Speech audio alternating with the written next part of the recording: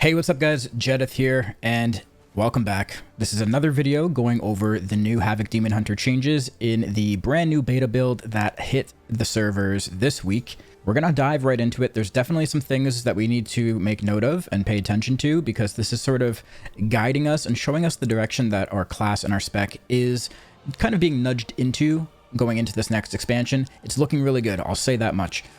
So yeah, before we dive into it, I just want to let you guys know, you might have seen all of the kind of crazy stuff that's happening over on Twitch lately. So if you guys are looking to support me, if you like what I do, if you want to support me in some way, the best way you can do that is actually going to my Patreon and subscribing there. There's a bunch of cool features you can kind of opt into. There's some actual physical merch you can get. There's, you know, a lot of cool things. So go check out the Patreon. Link will be in the description of this video. You can also just leave me a super thanks on YouTube. It's a little thing you can click on right underneath this video. It says thanks. You click on that, and yeah, it's a great way to support me. Goes directly to me. None of that Twitch split business. Okay, the first thing that I want to look at before anyone starts freaking out is Ragefire. Okay, we're gonna look at Ragefire. I'll admit, when I first saw this nerf, when I read it, I started to panic.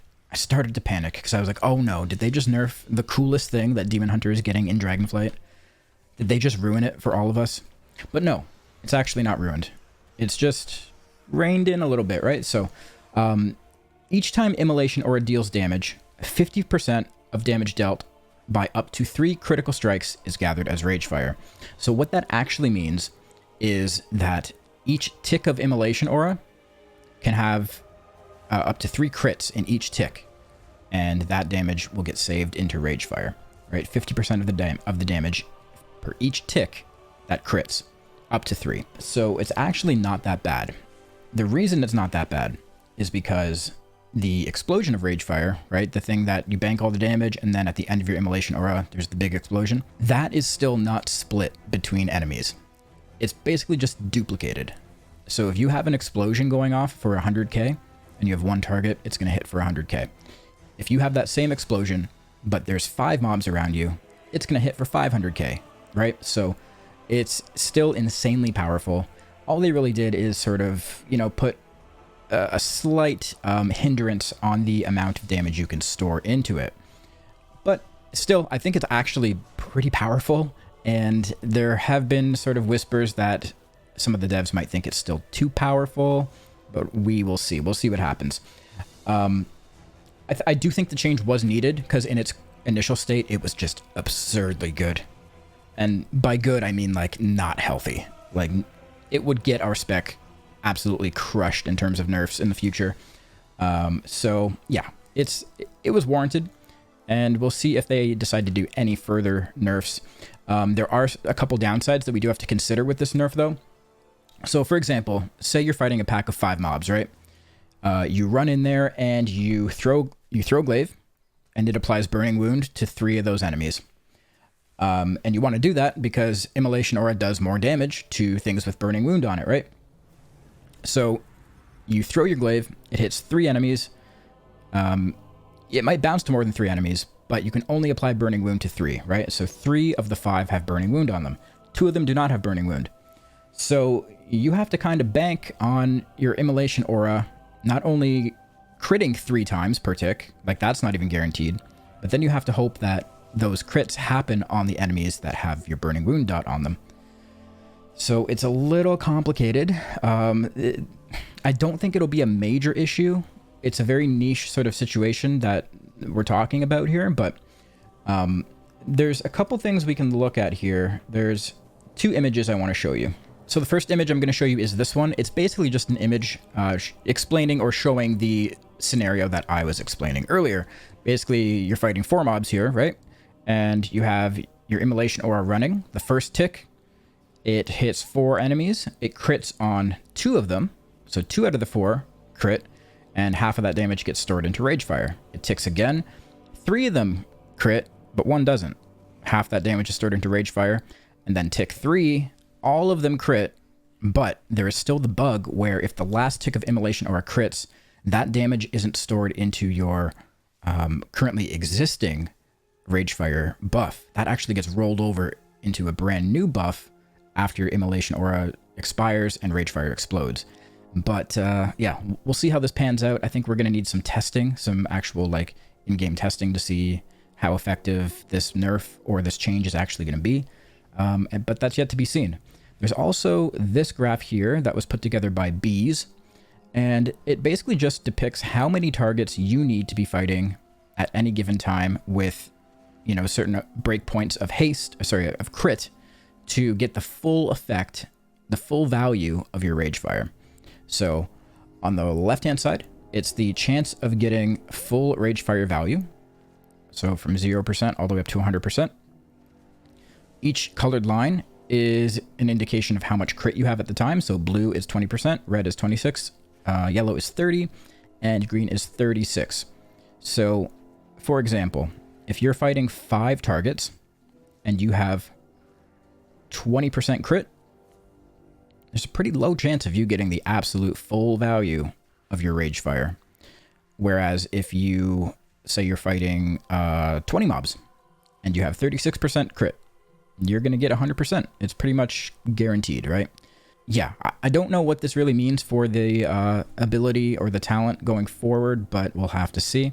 I am no math magician, so I can't really speak on this, but it doesn't seem that bad. Anyways, let's move on. The next thing we're going to look at is blur. So, guys, blur is gone. It is donezo. I'm just kidding. It's gone from the class tree. The talent was just removed from the class tree. We are still getting it as Havoc. It will be baseline for us. It'll be in our spellbooks. It's just not there right now. There's a bug. It's just not showing up. But Havoc will be getting blur baseline. Vengeance will not be getting it, unfortunately. Sorry, Vengeance players. You're losing blur. You had it for a short moment, but yeah, it's gone. But that's kind of okay, because we're actually getting Collective Anguish back into the tree. So Collective Anguish is replacing Desperate Instincts as a capstone on the class tree. If you remember, Desperate Instincts used to be down here on the left. It has now been moved over into the spec tree. It's on a choice node with Netherwalk, which, guys, you still won't pick Desperate Instincts, just so you know. But yeah, now we have Collective Anguish. My opinion on this is, I mean, it's fine. Truthfully, Collective Anguish is kind of boring. All it does is, you know, add some more damage to your I-beam. But that's okay. It's okay. It actually, it's not that bad, because it does actually add a lot of value into some of the other talents in our spec tree. So, for example, any I-beam sort of talent, right? Having Collective Anguish on it, or adding Collective Anguish to it, is just adding that much more value, because the target cap was increased going into Dragonflight. It used to do drop-off damage after 1 target. Now it's doing drop-off damage after 5. So the more I-beams, the better. The other thing that we can look at is like Collective Anguish's synergy with Cycle of Hatred, right? Because first of all, Cycle of Hatred got changed. So it's not just Chaos Strike that reduces the cooldown of I-beam. It's Blade Dance, Chaos Strike, and Glaive Tempest. So already this talent has had a major increase in value. But now, you know, the more you can reduce the cooldown on your I-beam, the more I-beams you're going to use, which means the more value Collective Anguish is going to add to your entire damage. So awesome. The other thing that we can look at is Chaotic Transformation just is pretty good now if you take Collective Anguish. So why is this good? Basically, you're getting 2 juiced up I-beams back to back, and each of those I-beams are going to have Collective Anguish. Pretty powerful. It might not sound powerful to you right now because you're so used to the damage that I-beam puts out in Shadowlands, which is pretty insignificant, right? But in Dragonflight, it actually does decent damage. It pumps. The other thing is that pairs well with Any Means Necessary, because you can't forget Fell Devastation is fire damage.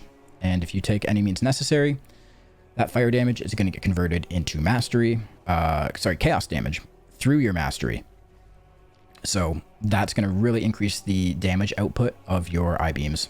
Yeah, I mean, there's a lot of other things that have pretty insane synergy with Collective Anguish.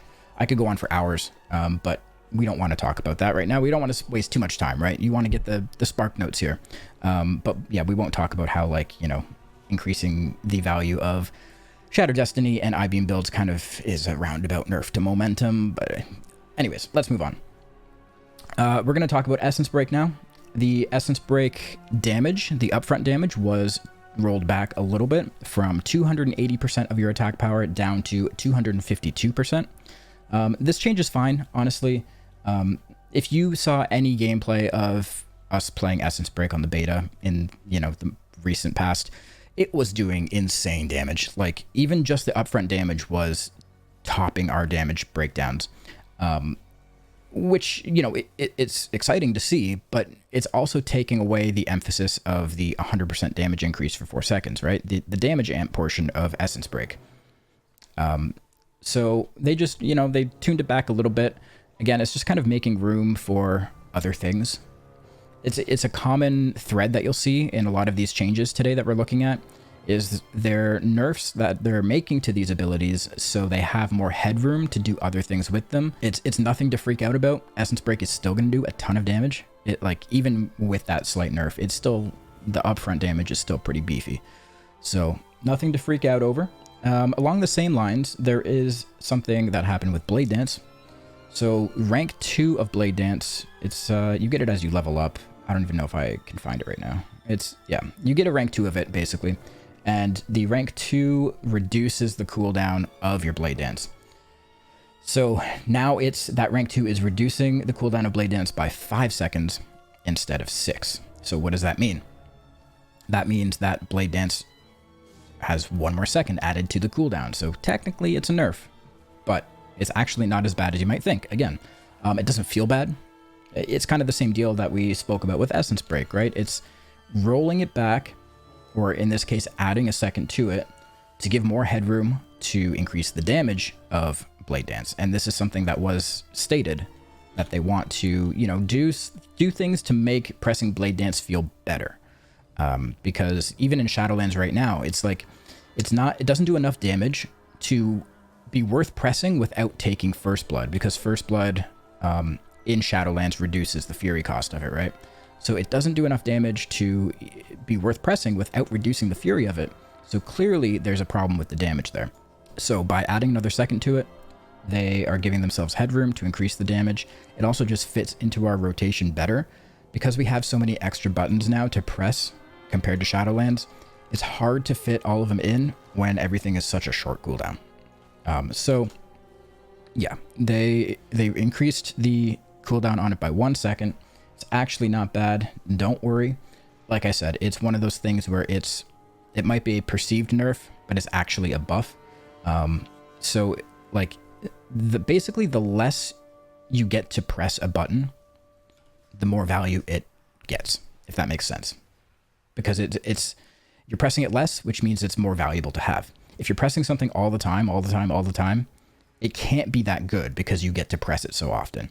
What they can do is, if they increase the cooldown, meaning you press it less often, but they increase the damage, it might look like a nerf, but it's also a really cool buff, because then you get something like Chaotic Transformation again, where it gives you 2 back-to-back Blade Dances or Death Sweeps, and getting those 2 back-to-back, you're going to do insane damage with those. You can expect a huge increase in your Blade Dance / Death Sweep damage, a pretty substantial amount. You'll be seeing this up there, even more so. It's number 3 right now. It's going to do more. The other thing with this change to Blade Dance or Death Sweep is that if they are they're increasing the cooldown of it, but also increasing the damage, it's going to be that much more important to make sure the very first GCD inside of your Essence Break window is a Death Sweep, right? You want to make sure that it's not on cooldown before you Vengeful Retreat, Essence Break, and Fell Rush back in, or Fellblade. You want to make sure it's not on cooldown so you're able to press it. And you also want to just make sure that you have, Fury for it.